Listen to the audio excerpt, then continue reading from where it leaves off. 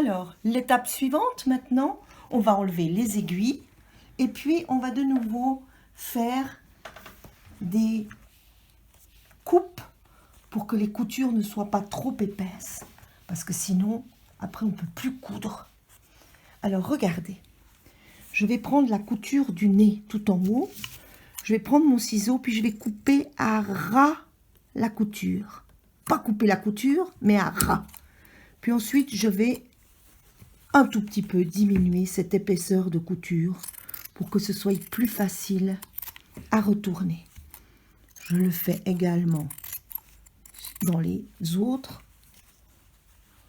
parties. Regardez ici. Ici, je fais une sorte de pic pour enlever la couture et ensuite je coupe. Lorsque j'ai fini cela, nous allons passer à la naissance, à l'étape de la naissance du masque. Je vais mettre mes doigts entre mon tissu blanc et mon tissu de couleur et je vais passer mon pouce jusqu'au bout et je vais faire rentrer l'autre bout et le faire ressortir du côté de mon pouce. Et vous voyez que tout d'un coup, le masque va prendre forme.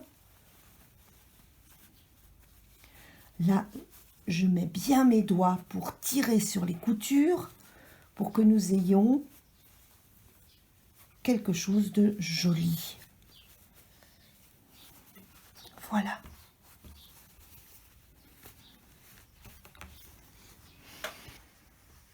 Maintenant, vous voyez, ça ne tient pas ensemble. Pour les gens qui doivent travailler avec leur masque, il faut que nous fassions une couture qui va tenir les trois épaisseurs ensemble. Alors, je vous propose de bien faire la forme du nez, de prendre une épingle et de la mettre en travers de la ligne de couture et puis épingler le long. Nous allons aller à la machine. Vous voyez comme ça, les trois épaisseurs vont tenir ensemble. Nous allons aller à la machine pour faire un zigzag pour tenir ces trois couches ensemble.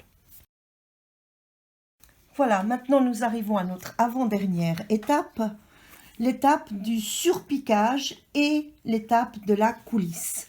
Alors, on va surpiquer tout le long ici du masque pour obtenir ceci.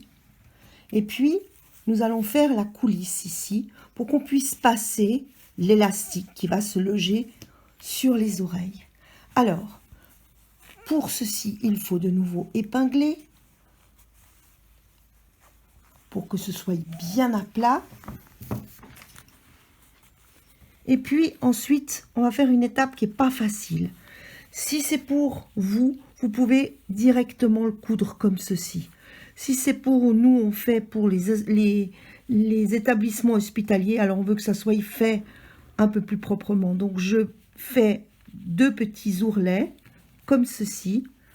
Je vais mettre des épingles comme ceci. Et ici. Et puis ici, je vais faire le petit rentré pour que ce soit propre et bien fait. Voilà. Ici, de nouveau, le petit rentré et le petit rentré. Et voilà, ma coulisse va être prête. Maintenant, on va coudre les bords de la coulisse. C'est l'étape la plus difficile. Alors moi, je fais ceci. Je commence, toujours la même chose. J'ai mis le point zigzag de manière à ce que ça puisse aller. Et puis, je retourne. Je lève mon pied de biche, je retourne et je mets le point droit et je refais une couture pour être sûr que tout ceci ne va pas lâcher. Je vais réitérer la même chose de l'autre côté. Donc, je prends mon point zigzag, je mets mes fils derrière, sinon on ne voit rien. Et puis, je recommence.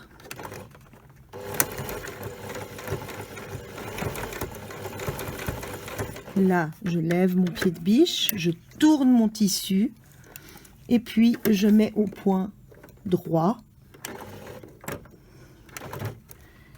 de manière à ce que ça tienne bien. Ça, c'est l'étape de la coulisse. Maintenant, on va faire la surpiqûre. Et la surpiqûre, il faut faire où il y avait le meuleton. On le sent très bien ici. Donc, je vais laisser la coulisse libre et je vais surpiquer. Alors, je me mets ici. Et puis, vous voyez, je suis assez proche du bord. Et je vais simplement tourner autour de mon masque. Sauf que je ne vais pas faire la coulisse. Je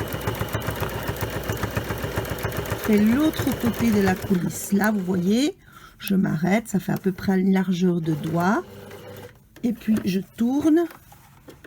Et je continue ici. Maintenant, je suis dans l'autre partie le haut du masque, l'autre partie du masque.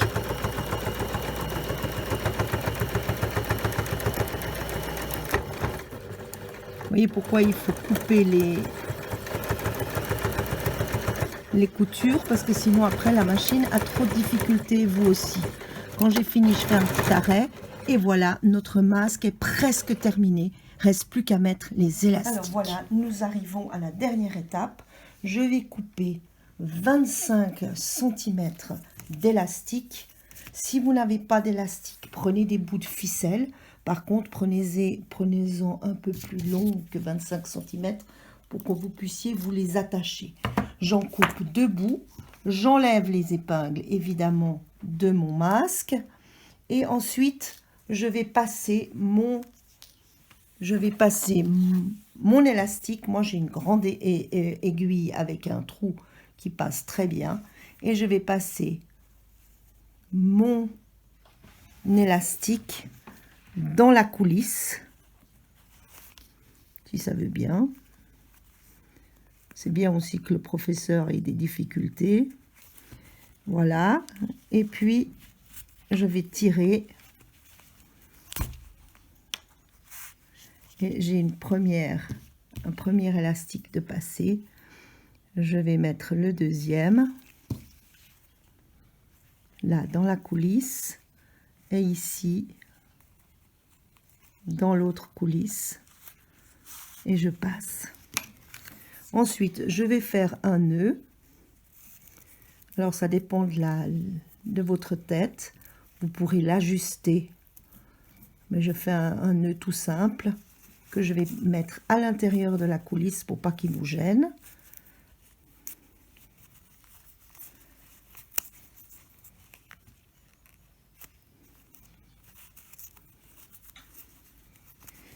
Je profite d'enlever les épingles.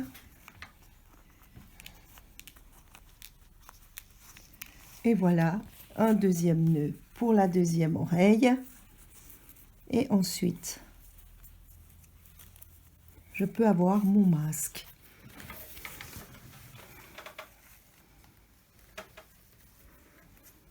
Il n'est pas joli?